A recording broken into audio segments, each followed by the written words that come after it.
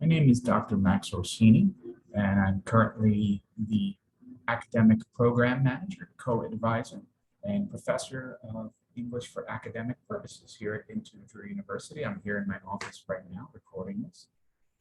I wanted to talk a little bit today about my work experiences, how my education has been pivotal in shaping my work, a little bit about the nature of my work journey, and some of the networking opportunities that I've had and have arisen and helped give shape to my work. So first of all, as I've mentioned, I'm currently serving here as Drew's Academic Program Manager. I work with another advisor here to help our students progress in their work. And I teach a variety of classes here to international students, language classes, including listening and speaking, reading and writing, reading and vocab, of course. And I also continue to teach American pop culture, which is a Drew University course designed to help our international students meet their U.S. diversity requirement. Now, in reflecting a little bit upon how my education has shaped my work with students, two things stand out to me. The first of these is that my doctoral work in the Arts and Letters program here at Drew allowed me to do interdisciplinary study. And through interdisciplinary study, exploring a range of subjects like art, history, literature, religion, subjects of that sort, I gained a broader perspective, a broader worldview. And that worldview allowed me to gain further insight into human experience. This has been pivotal to me here because I am charged with the task of working with a variety of students from different backgrounds, different experiences. So it's vital for me to try to understand where our students are coming from so that I might more vitally meet their needs.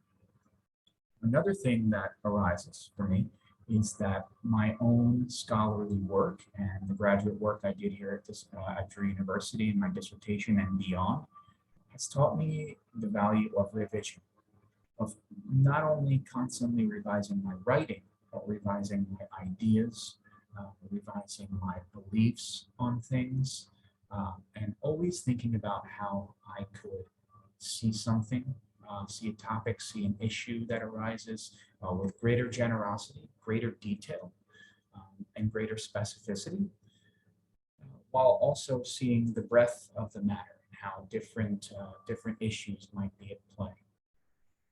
By revising, by continuing to rehear, re-see, rethink, reimagine, I can arrive at a more appropriate decision, a more appropriate way to facilitate or mediate when a certain situation arises in advising, for example, or even in the comments that I give to students on papers that they might write. I may have to revisit my own comments to think about whether or not I'm giving the student the actionable feedback that they need to revise their own writing and their own views on the topic. It's safe to say that my journey in vocation has been a bit winding. I began my career as a high school English teacher while also simultaneously teaching community college courses in writing. And from there, I actually went on to not only teach college courses, but I later earned a position in the Drew University Writing Center as the graduate and ELL writing specialist, a position that was very fruitful for me, working with students of all ages, all walks of life from different countries and cultures, helping them address and meet their writing needs.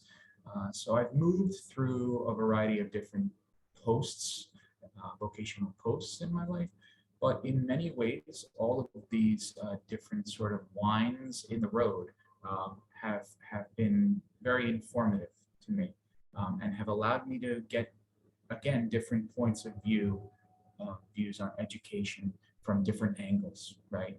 So whether it's being in the classroom or being in the office advising, or being in a writing center and doing the close-up work of one-to-one writing discussion.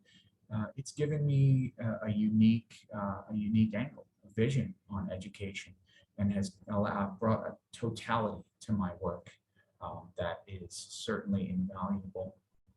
Now, as far as networking opportunities go, there have been many beyond the limits of this talk.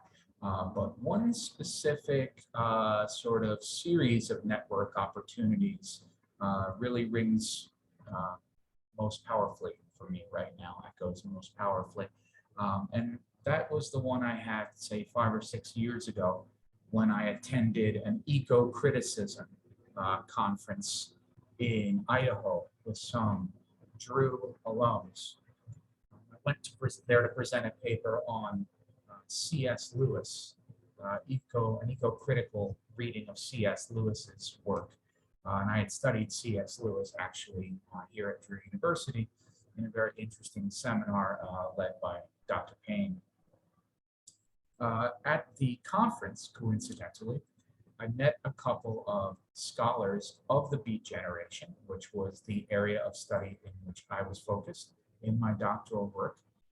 After the conference, some weeks later, I received an email from them inviting me to their university in Belgium so that I might present a paper not on eco-criticism, but on the Beat generation.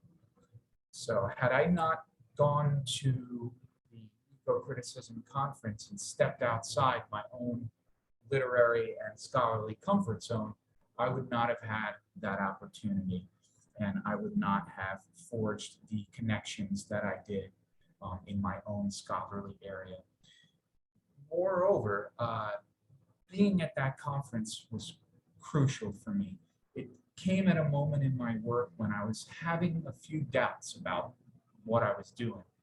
And when I presented my paper on the Beat generation literature to Beat scholars, an audience of people engaged in that area, my work took on a living presence. It took on vitality that showed me that I could make a crucial scholarly contribution.